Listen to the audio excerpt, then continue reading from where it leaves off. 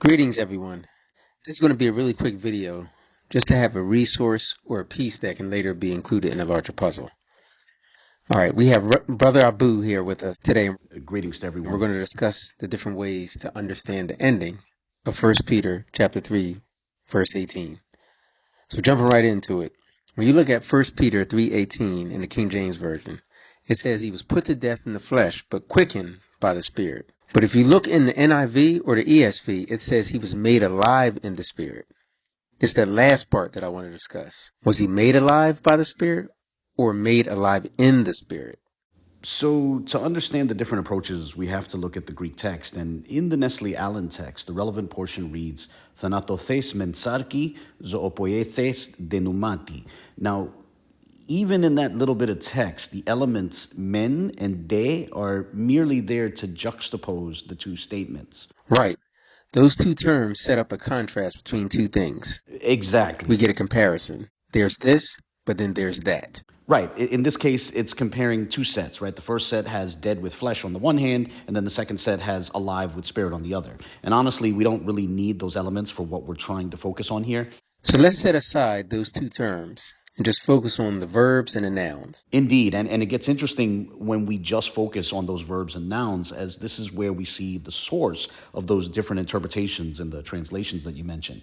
You see, we're left with four words, or we could say we're left with two sets of two words, right? So, Thanatothes sarki in the first set, and Zoopoiethes numati in the second set.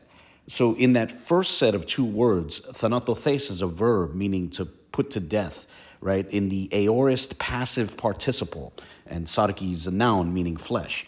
And then in that second set of two words, Zoopoiethes is a verb meaning to live or to make alive, and it's also in the aorist passive participle, right? The grammatical structure is relevant here.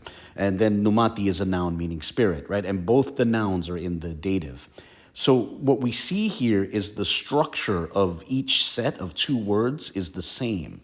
If their structures are the same, we should be reading them the same way. Right, exactly. So if the second set has to mean he was made alive by a third party individual spirit like the Holy Spirit, then a consistent reading of these structures would have the first set meaning he was put to death by some specific third party individual flesh. But of course, it's uncontroversial to understand that first set as meaning he died in the flesh. So we can let that set the consistent reading for the second set. If he died in the fleshly realm, then he lives in the spiritual realm. Or he died bodily, but is alive spiritually. Exactly. And that's why many translations have made alive in the Spirit rather than made alive by the Spirit. But now I want to show that this isn't limited to these, sort of modern translations.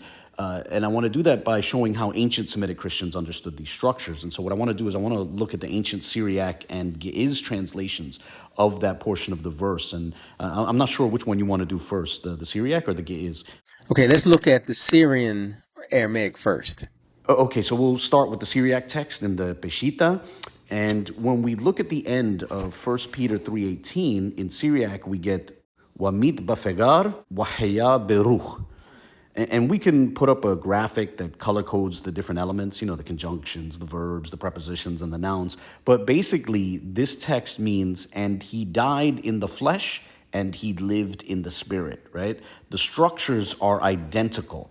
The ancient translator of the Syriac text in the Peshitta saw the structures of those two sets in the Greek text as identical and therefore treated them as identical, translating them in identical ways.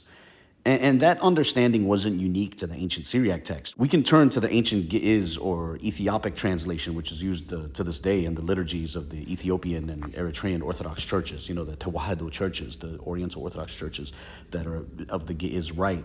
And what we find there is Motabashiga Wahaywa Bamanfas.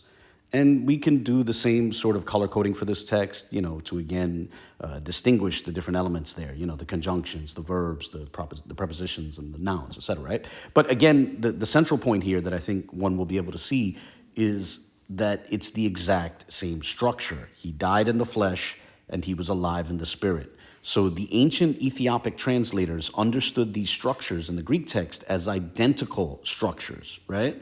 They saw the text the same way that the ancient Syrian Aramaic translators understood them. So the ancient Christian approach, the ancient Semitic approach, was to understand the two statements the same way. Right, exactly. So this tendency in modern translations to treat them the same way, he died in the flesh, he was made alive in the spirit, that's not actually new, right? That's not a modern innovation. Rather, it reflects not only the Greek text, but it reflects an ancient understanding of that Greek text. But that's all I have to share on that. Okay, we can stop here. Like I said, I just want to have this short video as a quick resource which might be used in future discussions. But with that, God bless. All right, God bless.